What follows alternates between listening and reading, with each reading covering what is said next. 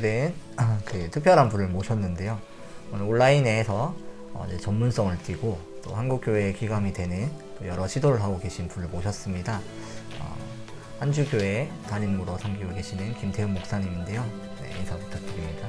네, 안녕하세요. 이 시대의 언어로 복음을 전하고 있는 김태훈 목사입니다. 반갑습니다. 네, 반갑습니다. 그 이제 여러 가지 인터뷰를 진행하는데 좋은 한국교회에 도움이 되는 시간이 되면 좋겠습니다. 작년에 이제 코로나가 상황이 발생했는데요. 그러고 나서의 그 모습들과 어떻게 대처했는지 좀 들어보면 좋겠습니다. 첫 번째 이제 기존에 그 목사님의 심정이 어떠했는지. 저도 처음에 이제 좀 이런 시대가 올 거라고 조금 예측은 했어요. 이런 비대면 언택트 환경이 될 거다. 네. 그래서 저희 교회 같은 경우는 한 8년 정도 전부터 이런 시대가 오지 않을까 하고 준비는 했는데 솔직히 코로나로 인해서 한 10년 후에나 올 것이 가속돼서 왔습니다. 그래서 좀 당황을 했고요. 그리고 이제 처음에는 저도 저희 교회도 이제 멘붕 상태가 돼서 이제 정말 모든 게 정말 멈춰지는 상황이 됐거든요. 근데 이제 그 다음에는 이제 좀 정신을 차리고 이제 대처하기 시작을 했습니다. 근데 이제 왜 저희가 멈췄을까라고 생각을 해봤을 때 가장 큰 문제가 이 비대면이라는 말 자체예요. 우리가 흔히 비대면, 그럼 이건 안 해야 되는 거예요. 벌써 이 단어 자체에 우리는 벌써 게임이 끝난 것 같습니다. 비대면은 나쁜 거야. 그래서 저희 교회가 제일 먼저 했던 게 이 비대면이라는 단어를 바꿔 부르자. 우리는 비대면 예배가 아닌 초연결 예배다. 초연결 예배로. 비대면이 아니라 우리는 오히려 초연결될 수 있고 또 확장 현실을 경험할 수 있다. 저희는 비대면이라는 부정적인 요소로 접근을 안 하고 초연결할 수 있고 오히려 확장 현실을 할 수 있다는 개념으로 접근을 해서 오히려 좀 더 성도들과 더 긴밀한 관계, 또 시간과 공간을 초월해서 만날 수 있는 그런 다양한 시도들을 좀 하게 되었습니다. 확실히 그 이야기를 들어보니까 그 비대면이라는 얘기보다 초연결 예배를 하니까 더 이렇게 와닿는 게 다르네요. 그 교회에서 그 목사님의 생각은 이런데 혹시 뭐 교사들이나 학생분들 또 다른 그 교육자들 혹시 그 생각들에 혹시 어떤 그 과정들이 있었는지. 처음에는 이제 저희 성도님들뿐 아니라 교육자 이제 많은 분들이 좀 처음 겪어본 일이기 때문에 좀 부정적인 생각도 많았고 또 우리가 이렇게 새로운 일을 경험했을 때 다들 이제 두렵잖아요. 근데 그때 제가 했던 얘기가 뭐였냐면 이런 상황이 성경에도 있었다. 누구냐? 바울이다. 바울이 대면에서 복음을 전하다가 비대면 상황이 생겼다. 바로 격리당했다. 감옥에 갇혔다. 그때 바울이 대면할 날만 기다리지 않고 그때 그가 뭐 했냐면 비로소 그때 그가 옥중에서 필사미디어에 복음을 기록하고 그리고 그것을 회람시켰다. 그런데 안타까운 마음에서 어쩔 수 없이 했던 그게 초대교회 부흥의 원동력이 되었다. 그러니까 우리도 다 대면하기를 원하지만 안타까운 마음으로 이렇게 시도하는 것이 어쩌면 부흥의 원동력이 될 수 있겠다. 이 말이 많은 분들을 설득하는데 이제 큰 도움이 됐던 것 같아요. 그래서 그냥 단순하게 대면할 날만 한없이 기다리기보단 우리가 지금 복음을 멈추지 않겠다는 그 바울의 심정으로 그냥 솔직히 저도 대면하는 게 더 좋죠. 그런데 그런 가운데서도 복음을 멈추지 않겠다는 마음으로 여러 가지들을 시도해 보는 거죠. 그 여러 가지 이제 시도들에 대해서 조금만 더 그간의 과정들, 뭐 변천사라든지 아니면 시도했던 것들을 조금 혹시 이야기해 주실 수 있을까요? 근데 저는 이제 과연 이 비대면 시대, 아까 말했던 초연결 시대가 과연 무엇인가? 근데 이 시대의 핵심은 저는 참여시키는 것이라 생각하거든요. 그리고 우리에게는 참여시킬 수 있는 이 도구가 있거든요. 이 도구는 보여주는 도구가 아니라 참여시킬 수 있는 도구고 시간과 공간을 초월해서 참여시킬 수 있거든요. 근데 이 도구를 적극적으로 좀 활용을 했습니다. 그래서 예를 들어서 예배 때 어떻게 성도들을 참여시킬 수 있을까? 우리가 흔히 말해서 우리 교회 성도들이 이제 비대면 상황 속에 돌아왔던 성도가 있고 안 돌아온 성도가 있거든요. 근데 그 기준이 뭘까? 제가 많은 교회들에게 물어봤더니 결과적으로 참여했던 성도들은 돌아왔고 참여하지 않았던 성도들은 안 돌아왔더라고요. 그래서 저희가 어떻게 했냐면 어떤 일이든 참여시키자. 그래서 성도들을 최대한 참여시키도록 노력을 했는데 그 중에 첫 번째가 저희가 예배 시간에 성도들 이름을 불러주자. 그래서 이걸로 중계를 안 하고 오히려 이름을 불러서 한 분 한 분 그분들이 예배의 자리에 참여하고 있다는 거, 그걸 확인시켜줬고, 또 두 번째는 이제 설교나 이런 걸 할 때 좀 예배의 형태를 좀 바꿨어요. 설교의 형태를. 기존에 이제 나는 말하고 그분들은 듣는 게 아니라 내가 설교를 할 때 질문을 하면 그분들이 실시간으로 답글을 달아요. 그래서 그분들의 답글을 마치 라디오 사연을 읽어주듯이 답글로 참여해서 그들이 내가 이 자리에 참여하고 있다는 거. 이제 그런 식으로 참여했고요. 그리고 또 그들이 가정에서 참여할 수 있는 가정 예배를 드릴 수 있도록 그냥 여러분 가정 예배를 드리세요 이런 게 아니라 가정 예배를 드릴 수 있는 이제 구글 사이트나 이런 플랫폼을 제공해줘서 순서대로 눌러가면서 가족들이 참여할 수 있는 뭐 이런 다양한 것들을 좀 시도를 해봤습니다.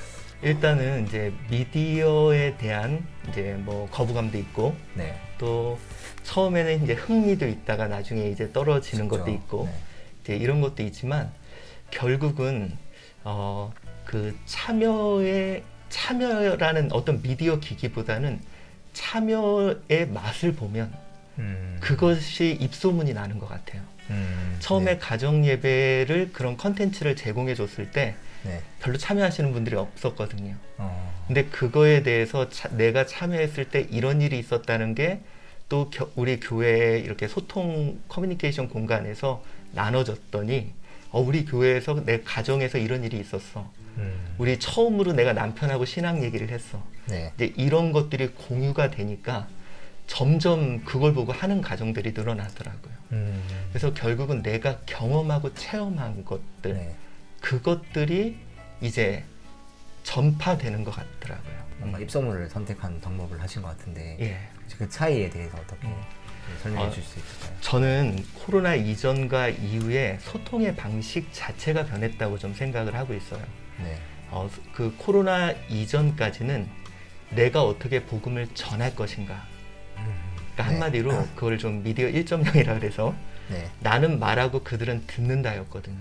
그래서 내가 얼마나 잘 말하느냐 이게 핵심이었는데 이 코로나 시대로 인해서 완전히 우리에게 정착한 이 소통의 방식은 이제는 내가 어떻게 전하냐가 아니라 그들을 어떻게 참여시키느냐.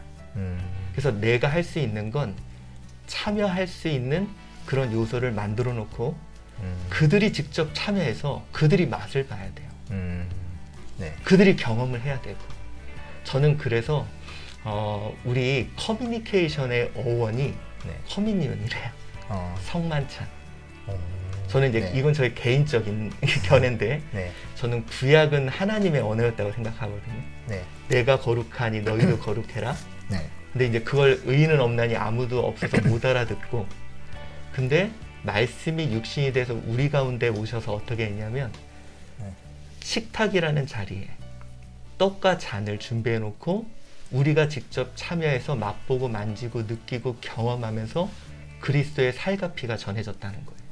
저는 이 소통 방식이 바로 지금 시대의 소통 방식이라고 생각해요. 복음의 떡과 잔을 우리가 준비해 놓고 이제는 성도들이 참여해서 맛보고 만지고 느낄 수 있게. 직접 나와서 직접 경험할 수 있게. 되게 큰 관점에 이게 겉으로 보이는 행동은 똑같은데 그 안에 큰 관점이 바뀌는 거네요. 그런 모습인 것 같아요. 현재 그 디지털 시대가 발전하면서 그 이제는 일방적으로 말하고 듣는 사람이 커뮤니케이션이 아니라 디지털 기술이 이제는 소비자가 생산자가 되고 생산자가 소비자가 되고 서로 이렇게 쌍방향으로 활동하는 그런 시대적 배경들에 접목하신 그런 건가요? 대표적으로 보더라도 예를 들어서 지금 뭐 영상 미디어 시대까지는 우리 같은 경우는 MBC, KBS에서 보여주는 걸 보잖아요. 그렇죠. 네. 근데 지금 이제 10대, 20대들만 해도 MBC, SBS, KBS 안 봐요. 그렇죠. 네. 그 아이들은 뭘 하냐? 자기가 유튜브에서 보고 싶은 걸 찾아봐요. 자기가 원하는 것을 직접 찾아가서 경험한다는 거죠. 네. 이게 바로 이 시대의 소통 방법이에요. 그러니까 소통 방식이 달라졌다는 거죠. 네네. 복음은 변하지 않았고. 한국 교회에서 목회자들 통계 조사를 했을 때 그 이제 저희가 2020년도 6월 정도에 대한예수교 장로회 통합에서 통계 조사를 했는데 그 목회자들이 생각하는 1, 2순위가 가장 이제 한국 교회에 필요한 게 뭘까라고 했을 때 이제 주요 키워드가 이제 예배와 신앙생활에 대한 정체성에 대한 부분이었어요. 이런 부분들이 이제 교육이 필요하고 또 이제 많은 분들이 고민하고 계신데 목사님께서는 코로나 이후에 이런 그 정체성에 대한 부분들 교육을 지금 어떻게 진행하고 계시고 또 어떻게 하실지 혹시 계획이 있으면 소개해 주실 수 있을까요? 우리가 뉴 노멀이라 그래서 네. 요즘 사람들이 이제 새로운 기준, 새로운 표준이라고 얘기하지만 저는 우리 신앙의 노멀은 변함이 없다고 생각합니다. 가장 중요한 것이 복음이고 예배고. 근데 이제 아까도 제가 말했듯이 그거는 변함이 없지만 왜 사람들이 반응하지 않을까? 그러니까 한마디로 이렇게 생각한다고 생각해요. 네. 언어가 달라졌다. 예. 지금 우리가 고민해야 될 것은 마치 선교사님들이 네. 해외에 가서 복음을 전할 때 이제 가자마자 막 복음 안 전하잖아요.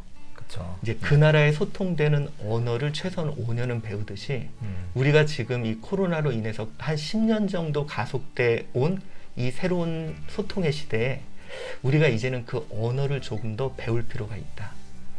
우리 네. 그동안의 우리의 어떤 예배와 우리의 모든 것들은 좀 매스미디어 방식이었어요. 좀 에토스, 파토스, 로고스 모든 것을 가진 사람이 일방적으로 전해주는 방식의 그런 소통 방식이었다면 지금 이제 우리가 하고 있는 소통 방식은 아까 말했듯이 이제 그들이 직접 참여하고 그들이 직접 경험하는 형태. 그래서 저는 그런 예배에 대해서 지금 고민하고 이제 결국은 그런 어떤 플랫폼에 대한 그런 고민을 좀 많이 하고 있습니다. 네. 그러면 이제 이런 고민들을 통해서 이제 목사님께서 교회에서 하시는 프로그램들이 많은데 그 세 가지 주제가 교육, 예배, 양육이었는데 그런 프로그램들 몇 가지만 혹시 소개해 주실 수 있을까요? 예, 우선은 이제 저희가 예배 같은 경우는 네. 이제 성도님들이 직접 참여하는 형태의 예배. 그래서 설교 협업팀을 만들었어요. 설교 협업팀. 예, 협업팀. 네. 근데 제가 네. 설교를 준비한 다음에 이제 설교에 대한 설교 협업팀이 있어요. 그래서 우리 성도님들이 같이 기도하고 같이 준비를 하면서 이런 질문을 해요. 이런 예화나 이런 내용들을 좀 같이 좀 고민해 주세요. 그럼 성도님들이 다 그거에 대한 답들을 올려주세요. 근데 이분들은 본인들이 참여해요. 그럼 참여하면 절대적인 지지자가 되고 그리고 함께 준비하기 때문에 우리 목사님 설교가 최고예요. 그래서 그 설교에 함께 참여하면서 은혜를 누리고 아까 얘기했듯이 또 설교 가운데 제가 이제 질문을 하면 이제 성도님들이 그 자리에서 댓글을 달아서 참여하고 그러면 우리 교회 현장에 앉은 분뿐 아니라 부산, 거제, 홍천 정말 멀리 있는 분들도 함께 그 자리에 나와서 참여하는 형태로 그렇게 좀 참여하는 형태의 예배를 하고요. 그리고 이제 양육도 그동안에 우리가 이제 뭐 우리는 교육하고 그분들은 듣는다 이런 형태가 아니라 저희 교회 양육은 좀 맞춤형 컨텐츠 지금 저희가 이제 20가지 맞춤형 컨텐츠를 준비하고 있거든요. 우리가 흔히 4차 산업혁명 시대라고 하는 게 이제 AI와 빅데이터를 통해서 이제 각각의 사람들에게 맞춤형 신앙의 컨텐츠를 제공하잖아요. 저희가 지금 그걸 준비하고 있어서요. 이 신앙인의 개개인에게 맞춤형 컨텐츠를 주고 이제 그거예요. 온라인으로는 지식과 정보를 제공하고 그 교육을 받은 사람들이 오프라인에 모여서 실제적으로 그것을 해보고 경험하는 형태로 그래서 온라인과 오프라인을 연동하는 그런 양육을 진행하고 있습니다. 그 하나 질문이 있는데 그럼 이제 그 한 20가지 정도라고 하셨잖아요. 그러면 그 혹시 그 주제 키워드나 이런 것들이 어떻게 이식까지가 되는지 혹시 소개해 줄 수 있을까요? 뭐 예를 들어 자녀 교육, 네. 성지순례, 그리고 네. 뭐 부모 교육, 이제 이렇게 다양하게 이제 이런 식으로 뭐 권사 교육 이렇게 맞춤형으로. 그래서 시즌이 있어서 네. 자기에게 필요한 교육을 선택해요. 각자가. 네. 그리고 그걸 받은 사람들끼리 모여요. 그리고 모인 사람들끼리 실제적인 활동을 해요. 그래서 앞으로 네. 우리 그동안 교회는 모여서 공부했잖아요. 현장에서. 네. 근데 온라인으로 지식과 정보를 보고 네. 오프라인에서는 그 사람들이 모여서 이제는 직접 경험하고 그렇게 체험하는 이제 이렇게 그래서 삶의 직접적인 주제들이 많은데 혹시 그러면 저희 뭐 4차 산업 이런 교육 주제도 가지고 혹시 뭐 조금 좀 팀들이 네. 이제 같이 저희 맞아요. 성도님들하고 그러니까 네. 마인드를 공유하는 일들이 가장 중요한 것 같아요. 그래서 구글 사이트 폼을 이용해서 네. 이제 좋은 강의에 이제 예를 들어서 강의를 10분짜리를 놓고 질문을 우리가 붙이면 그것이 네. 우리 컨텐츠로 만들 수 있습니다. 네. 지금 이 시대에 우리가 온라인과 오프라인의 언어를 둘 다 쓸 줄 알면 상당히 큰 효과를 나타내지. 목회자가 아까도 제가 말했듯이 매스미디어로 내가 모든 것을 갖추고 그들에게 가르치는 게 아니라 네. 코디네이터. 이제는 좀 네. 그들에게 맞는 것을 선택해서 그들에게 제공해 줄 수 있는 그런 모습들이 이제는 좀 필요하다.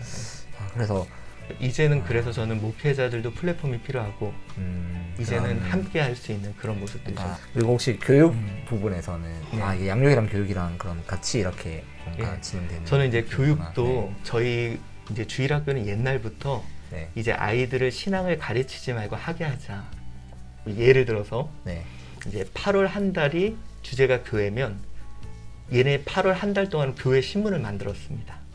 그래서 이제 첫 주는 이제 주제 교회란 무엇인가 자기들이 기획회의를 하고 네. 두 번째는 이제 교회의 구성으로 취재를 다니고 네. 세 번째는 얘네들이 신문을 만들고 넷째 주에는 배포를 하고 그리고 9월은 봉사. 네. 그럼 얘네들이 이제 팥빙수를 만들어서 봉사자들을 녹기 전에 해서 브리핑을 하고 그 다음에 설거지 봉사 뭐 네. 이런 봉사들을 직접 체험을 했어요. 네. 그러니까 자기들이 직접 경험을 하도록 만들었죠. 그래서 이 아이들이 네. 이제 직접 경험하고 체험하면서 이제 신앙을 이렇게 배워갈 수 있도록 해볼 수 있도록 네. 이렇게 했고요. 그걸 할 수 있도록 뭘 했냐면 이제 이렇게 사원증 같이 네. 이제 QR코드를 옛날부터 썼는데 네. 그걸 선생님이 찍으면 실시간으로 포인트가 적립이 되고 이거를 또 가정하고 연계해서 부모님이 가정 예배를 드리면 찍으면 실시간으로 해서 실시간으로 참여할 수 있는 플랫폼을 이제 만들어서 네. 아이들이 적극적으로 참여할 수 있도록 그 프로그램이나 이런 것들 혹시 소개해 주세요. 저희가 그냥 자체적으로 만들었어요. 와우. 그러니까 그런 플랫폼을 만들어주면 아이들이 아주 능동적으로 거죠. 참여할 수 있도록 할 수 있어요. 그래서 이런 체험을 한다 하면은 그런 이제 인프라 구축을 하는 게 교회뿐만 아니라 외부 이런 뭐 봉사를 간다면 그런 단체나 이런 협업이나 이런 것들이 잘 돼야 되는데 그런 것들에 대한 노하우나 이런 게 있을까요? 그래서 이제 저희가 지금 구축하고 있는 것 중에 하나가 네. 이제 외부의 지원을 받을 수 있는 네. 이제 교회 공식적으로 외부에서 지원을 받을 수 있는 저희 교회 내뿐 아니라 외부 아이들도 참여할 수 있도록 지금 그런 프로그램을 운영을 하고 네. 그리고 이제 영적인 프로그램은 온라인으로 돌릴 수 있도록 그렇게 해서 지원하고 이제 프로그램을 진행하고 있어요. 그러니까 뭐 사업을 따서 그래서 거기 거죠? 그래서 온라인 오프라인에 네. 언어를 쓸 줄 알면 효과적일 수 있다는 게 그래서 성도님들이 같이 고민하고 그런 방법들을 이제 같이 찾아가는 거죠. 근데 그게 저는 그게 바로 성도들을 양육시키는 방법이라고 생각해요. 거기에 성도님들이 참여하고 그리고 또 거기에 외부 분들도 거기에 참여시키는 거죠. 그러면 이제 그분들이 참여하면서 같이 이 공동체의 일원이 돼가고 이게 바로 저는 하나의 전도라는 전도의 그런 그렇죠. 새로운 활로네요.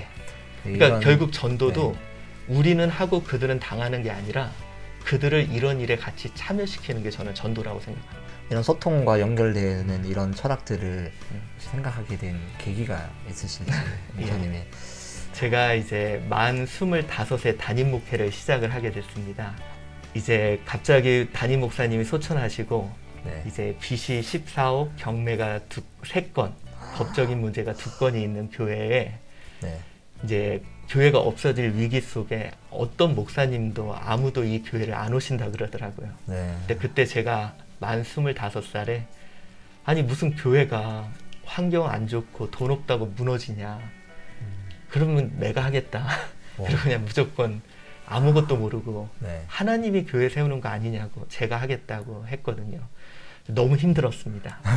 근데 그때 네. 고민이 그거였어. 교회는 정말 무엇으로 설까? 근데 그러는 가운데 네. 사도행전을 읽을 때 말씀이 흥황하여 지니 아 말씀이면 서는구나. 네. 그런데 왜 말씀이 들려지는데 안 쓸까? 그런 걸 고민하면서 아 말씀이 문제가 있나? 근데 그건 아니더라고요. 근데 결국은 말씀이 소통이 안 되는구나. 열심히 전해지는데 도달이 안 되는구나. 아 네. 그렇다면 왜 도달이 안 될까? 언어가 달라졌구나. 이러면서 그런 소통에 대한 고민을 하게 됐죠. 그래서 다양한 이제 시도들을 하게 되고 이 시대의 언어에 대한 고민을 하게 됐습니다. 그 만 25세 때 예. 이제 여기 오셨는데 예. 그리고 그 결정을 하게 된 예. 뭐 이렇게 그 생각들이 쉽진 않았을 텐데 예. 그 얘기를 좀만 더 해줄 수 있을까요? 순진했죠. 그때 그냥 하나님 사랑했고 막 이제 신대원 2학년 때였고요. 2학년 그때가 이제 2002년 후반기. 그러면 예. 그리고 14년 동안 성도들이 한 명도 안 나가고 한 명도 안 들어왔고요. 그냥 열심히 버텼습니다. 그리고 사례비를 거의 받은 적도 없고요. 진짜요? 예. 네. 그러면서 버티고 네. 정말 말씀이면 교회가 일어서나. 근데 확인한 건 진짜 말씀이면 교회로 일어서더라고요. 그러니까 지금 이분들이 하고 계신, 지지해 주시니까 네. 가능한 것 같아요.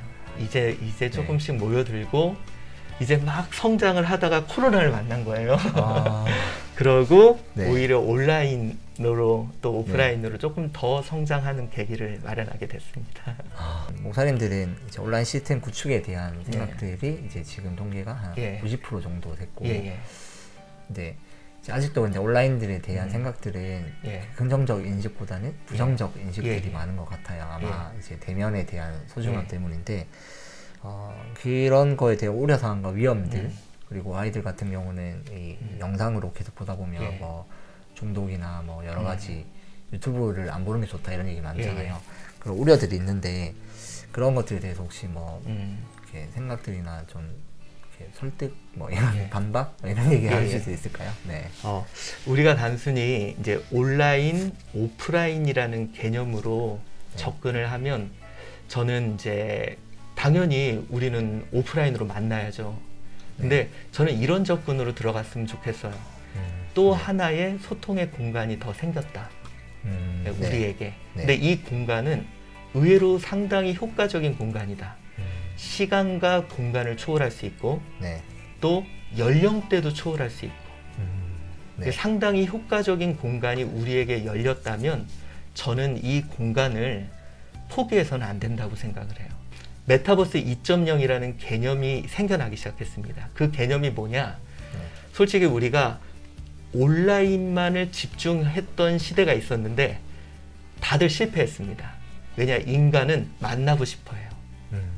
그리고 온라인으로라도 소통한 것이 오히려 오프라인들이 더 강화가 됩니다. 그래서 우리가 온라인과 오프라인의 언어를 다 쓸 줄 안다면 오히려 더 효과적으로 복음을 전달할 수 있는 힘이 나타날 거예요. 제가 이제 작년에 저를 제일 먼저 찾았던 사람들이 누구냐면 사립초등학교 선생님들이었어요. 2월에 네. 교장 선생님들. 그래서 이제 그분들한테 이제 앞으로 비대면이 되면 어떻게 비대면 수업을 해야 되냐. 그래서 제가 줌이랑 다양한 방법을 이렇게 알려줘서 그게 지금 이렇게 초등학교 교육에 이제 좀 밑거름이 됐었거든요. 근데 이제 그분들하고 어떤 얘기를 했냐면 앞으로 초등학교가 어떻게 될 거냐. 근데 그분들이 얘기한 게 그거예요. 지식과 정보는 온라인이 효과적이었다. 네. 그리고 앞으로 학교는 배운 걸 갖고 직접 해보는 공간이 될 거다. 저는 앞으로 교회도 그렇게 될 거라고 생각해요. 지식과 정보는 지금 사람들이 온라인에서 막 여러 가지를 찾아요. 네. 그럼 우리가 이 공간을 포기할 것이냐. 지식과 정보를 제공할 수 있는 이 시간과 공간을 초월해서 네. 이 공간을 우리가 언어를 배우고 이제 교회가 현장을 더 참여하고 함께하고 누릴 수 있는 공간으로 만들어보자. 그래서 저는 우리 목회자들이 이 두 공간의 언어를 이제는 같이 배울 필요가 있다. 예. 그래서 저는 우리에게 하나의 복음을 전할 수 있는 공간이 더 생겼다. 그동안 우리가 예루살렘에서만 복음을 전했는데 네. 이제는 사마리아와 땅끝까지 이룰 수 있는 그런 공간이 하나 더 생겼다라고 접근했으면 좋겠습니다. 네, 이게 목사님이 생각하는 이런 형태의 교회는 이제 뭔가 더 신앙을 실천할 수 있는 뭔가 공동체적인 교회 이런 느낌인데 좀만 더 설명을. 그렇죠. 저는 그러니까 한마디로 말해서 예배와 복음은 건드려진 적이 없다. 단 소통의 방법과 소통의 공간이 변한 것뿐이다. 저는 이렇게 우리가 생각을 했으면 좋겠어요. 그리고 제가 자신 있게 말씀드리지만 분명히 현장이 더 강화될 겁니다. 그게 바로 메타버스 2.0 개념이에요. 지금 이제 요즘에 메타버스라는 얘기가 이제 무지하게 많이 나오는데요. 제가 안타까운 게 그거예요. 지금 사람들이 막 메타버스 가상공간 그러는데 그거는 솔직히 메타버스 1.0 개념이에요. 이미 그거 우리 뭐 마인크래프트 뭐 다 해봤던 거거든요. 근데 호기심 때문에 한번 들어간 것 뿐이지 이미 더 이상 안 들어갑니다. 근데 왜 지금 메타버스가 다시 관심을 갖냐면 작년 10월에 엔비디아의 이 잭슨 황이라는 그 CEO가 메타버스 시대가 왔다라고 선포한 거예요. 그게 뭐냐면 그 사람이 이제 비디오 카드 회사 사장이에요. 그러니까 실감 기술이 이제는 한마디로 뭐냐, 이 가상 공간이 현실로 튀어나올 수 있다는 거예요. 그리고 지금 이 메타버스 2.0이 가장 앞선 데가 페이스북이에요. 다시 말해서 뭐냐, 이제는 현실이 확장이 된다는 거예요. 가상현실이. 그러니까 다시 말해 이 왜 메타버스가 관심을 갖냐면 확장현실, 현장이 놀랍게 변화된다는 거예요. 그러니까 저는 우리 교회들이 여기에 포커스를 맞췄으면 좋겠어요. 4단계 풀리고 모이기 시작하면 또 싹 사그라질 겁니다. 그러니까 우리가 그거에 관심 갖지 말고 이제는 온라인과 오프라인이 연동됐을 때 정말 상상할 수 없는 효과적인 소통의 공간이 우리에게 생길 수 있다는 거예요. 그러니까 거기에 초점을 맞춰서 우리가 준비한다면 저는요, 우리 새로운 패러다임으로 접근할 수 있다는 거예요. 제가 이제 몇 가지 제안한 데가 있는데 2군데예요. 첫 번째가 군부대입니다. 자, 군성교의 패러다임이 달라져요. 뭐냐? 군부대에 저녁 예배에 부모들이 참여해요. 자, 우리 애가 군부대에 있어요. 그러면 부모들이 참여하는 예배에 자녀들이 안 나오겠습니까? 부모들이 참여 안 하겠습니까? 군성교의 패러다임이 달라질 수 있다니까요. 성교 지역에 한국 성도들이 참여해 예배에. 성교의 패러다임이 달라질 수 있다니까요. 그러네요. 지방 교회에 지역 출신들이 고향 교회에 참여해요. 패러다임이 달라질 수 있어요. 이제 우리가 새로운 관점으로 접근한다면 마치 우리 지금으로부터 400년 전에 신대륙이 발견된 것처럼 새로운 우리에게 메타버스 2.0이라는 신대륙이 발견될 수 있다는 그런 관점으로 접근했으면 좋겠습니다. 뭐 메타버스에 대해서 이제 공부를 하고 있는 중인데 기존의 메타버스 1.0은요, 내가 가상 공간 안에서 체험을 한 거예요. 그러니까 이제 뭐 VR, XR, 그래서 이제 거기서 신기하다 이 정도였죠. 근데 혹시 신한은행에 나오는 이제 그 광고에 나오는 그거 보셨나요? 신한은행에 나오는 이제 거기서 막 춤추는 그 자매가 현실의 인물이 아니에요. 그 이제 가상 공간의 인물이 현실 사이에서 춤을 추고 있는 거예요. 요즘에 XR이라는 기능이 있는데 콘서트에서 막 나오는데 이제 사람들이 있는데 이제 거기 현장에는 안 보이지만 XR 기술이 동원이 돼서 거기에 수많은 것들이 존재를 해요. 그러니까 현장이 더 풍성해지는 거예요. 현재까지는 아직 거기까지는 못 나가지만 앞으로는 그것도 가능해진다는 거예요. 뭔가 이렇게 영화에서 보는 홀로그램처럼 그렇게 나온다는 거죠. 그거 이제 시간 그게 문제다. 10년 안에 가능해진다는 거예요. 그러니까 지금 네. 열강하는 게 여기에 그쵸. 열강을 하는 거예요. 실감에서 실감으로 나간다는 거예요. 동시에 다 이렇게 접속해서 실물로 이렇게 보는 것처럼 이렇게 다 가능하다 이런 그렇죠. 것들이죠. 그렇죠. 그리고 여러 가지 것들. 예. 그러니까 현실을 더 풍성하게 이렇게 예. 이렇게 가상현실이 현실로 보여줄 수 있도록 구현할 수 있다는 그렇죠. 그런 개념이 그렇죠. 2.0인 거죠. 예. 실감 기술이라는 게 있죠. 그러면 이제 그 메타버스는 이제 플랫폼이 되게 중요하잖아요. 예. 혹시 그런 플랫폼을 소개해 주시고 혹시 활용할 수 있는 것들을 좀 이야기해 주실 수 있을까요? 근데 플랫폼은 뭐냐면 한마디로 돌리는 거예요. 유튜브는 자기가 컨텐츠를 생산하지 않지만 수많은 컨텐츠를 돌리잖아요. 피파는 축구팀이 없지만 축구를 개최하고 네, 돌리죠. 예, 네. 돌리죠. 그러니까 그런 것이 바로 플랫폼이에요. 구심점 판을 깔아주는 거죠. 환경을 만들어 환경을 만들어주는 네네. 거죠. 어, 예. 그동안에는 어떻게 보면 교회가 모든 것을 성도들에게 제공하는 시스템이었다면 네. 이제는 어쩌면 이 시대에는 교회가 판을 깔아주는 그런 플랫폼의 역할을 하고 교단이 그런 플랫폼의 역할을 네. 해줘야 될 필요성이 좀 있다는 거죠. 이건 조금 어려운 이야기인데 네네. 이제 이런 시스템들이 좀 구축이 돼야 되고 저는 지금 ESL. 목회를 그렇게 하려고 그래서 그쵸. 계속 개최를 합니다. 지금 이제 네. 구축을 계속 해나가고 있는 단계고요. 네네. 아직 이제 플랫폼이라고 완전하게 말할 수 있는 상태는 아니고요. 왜냐하면 네. 플랫폼 안에 성도들의 생산과 소비가 같이 이루어져야 되는데 그런 게 아직은 아직은 아니고. 예, 플랫폼이 되려면 모여야 되거든요. 그쵸. 지금은 이제 그리고 그 안에서 단계를 하고 재생산되고 카테고리를 나누고 있는 현재는 그 네. 단계를 가고 있습니다. 지금 네. 저희 교회에서는 이제 이프렌드라고 네. 그 이제 가상 공간에서 우리 성도님들이 모여서 제자 훈련을 하고 있어요. 연령대가 이제 40대부터 60대까지인데 네. 근데 장점이 뭐냐? 줌은 얼굴을 보고 해야 되는데 네. 이제 우리 라이프 로깅은 자기의 삶을 디지털화하는 건데 네. 그 디지털 미라클에서 요즘 사람들은 더 나은 나를 보여주기를 원해서 얼굴을 보여주기 싫어해요. 그래서 이쁜 나의 아바타를 예, 등장해서 거기서 이제 함께 참여해서 네. 그리고 성경 공부를 거기서 같이 합니다. 형태는 줌처럼 이렇게 예. 모이는 건데 그 모이는 게 내가 아니라 내가 만들어낸 그런 캐릭터들이 아바타들이, 모여서 예. 얘기를 하는 그런 예, 그렇죠. 혹시 차이가 어떻게? 근데 저는 네. 우선은 제가 아까 말씀드렸던 것이 한번 경험을 해봤으면 좋겠어요. 메타버스 1.0은 앞으로 2.0으로 변화될 거예요. 근데도 아니더라도 경험은 해봤으면 좋겠어요. 왜냐하면 경험하면서 배워가는 거예요. 이렇게 경험하다가 보면 네. 아 여기서 또 한 단계를 또 더 배우게 되는 것들이 있거든요. 네. 근데 진짜 클릭 몇 번이면 배울 수 있는 것들이 정말 많아요. 그렇죠. 그리고 저는 지금 아쉬운 게 많은 목회자들이 지금 그래 나도 뭔가 해볼까 하고 막 스튜디오도 만들고 네. 뭔가 막 장비도 배우고 막 이러시는데 네. 대부분이 영상 미디어를 준비하고 계시는 게 많더라고요. 근데 네. 그게 아니라 지금 우리는 이제 소셜 미디어 시대 또 메타버스 2.0을 준비해야 되겠기에 핵심은 그겁니다. 어떻게 참여시킬까?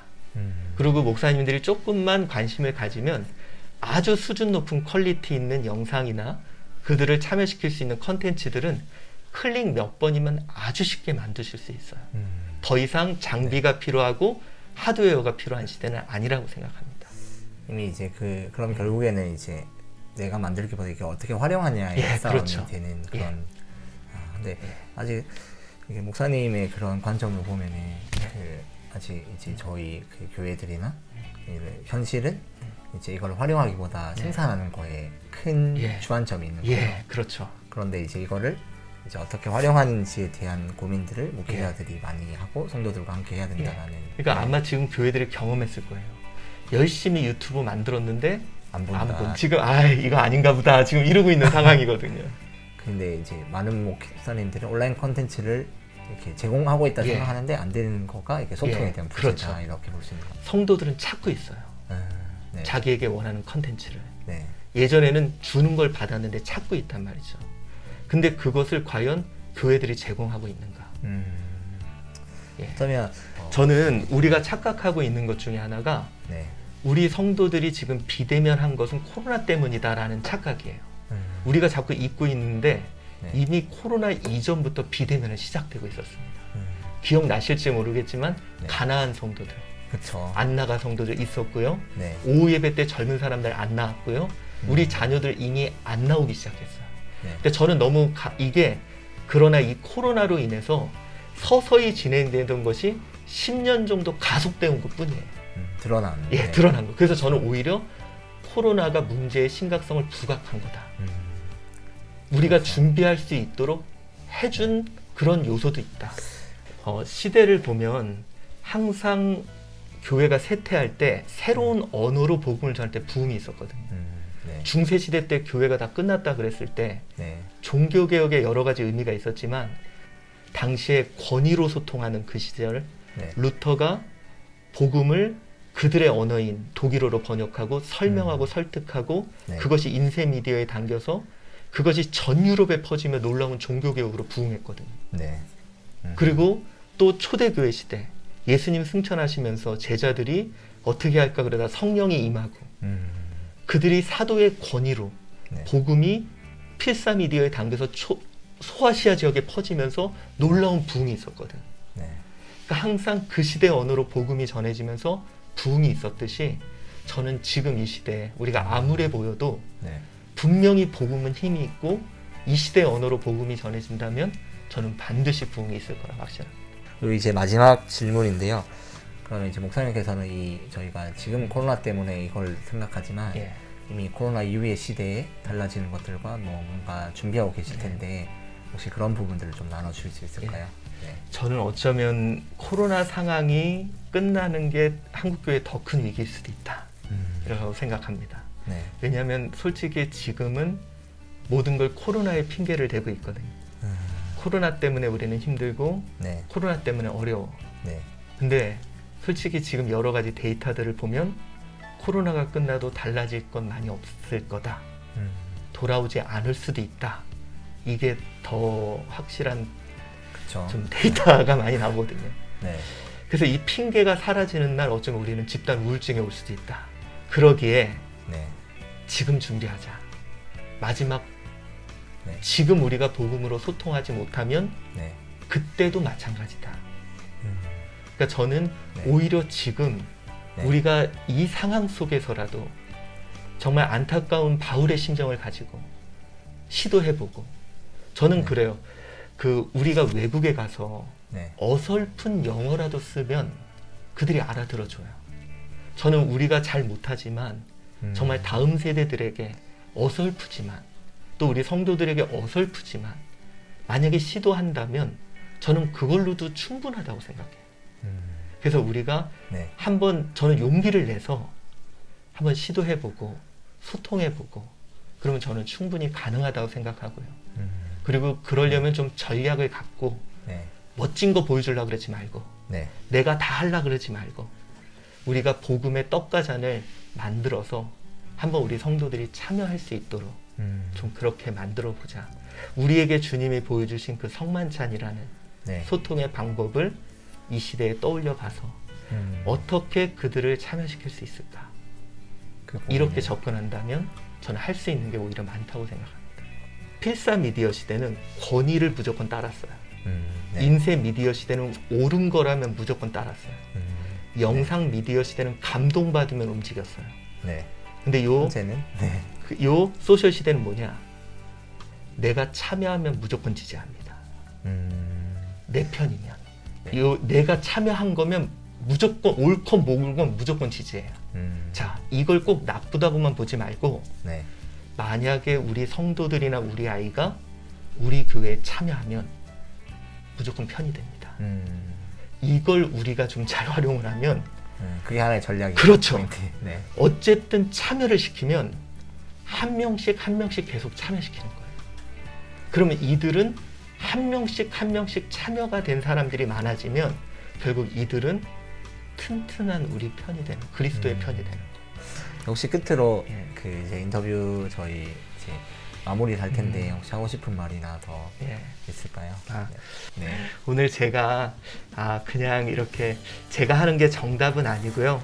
저 역시 방법을 찾고 구하는 사람입니다. 용기라고 생각을 해요. 저는 지금 이 시대가 좀 댓글이 필요한 시대라고 생각합니다. 우리 흐르는 물에 발을 담그면서 누군가 우뚝 서줄 사람이 필요해. 다들 안 된다 그러더라고요. 다 한국교회 힘들다 그러고요. 근데 누군가는 그 흐르는 요단강에 발을 담그고 그 중간에 서서 서 있어 줄 사람들이 필요할 것 같아요. 좀 우리가 좀 우뚝 서서 우리 뒤에 올 후배들이 되는구나. 그리고 따라올 사람들이 그거 보고 건널 수 있구나. 저는 우리 여기 목회자들이 힘들지만 우리 뒤에 우리 수많은 후배들이 따라오고 있거든요. 그들 때문이라도 우리 든든하게 서서 된다고 부흥한다고 우리 이야기하면서 좀 우뚝 서줬으면 좋겠습니다. 귀한 말씀들 감사하고 이걸 저희가 잘 편집해서 또 올리도록 하겠습니다. 감사합니다. 감사합니다.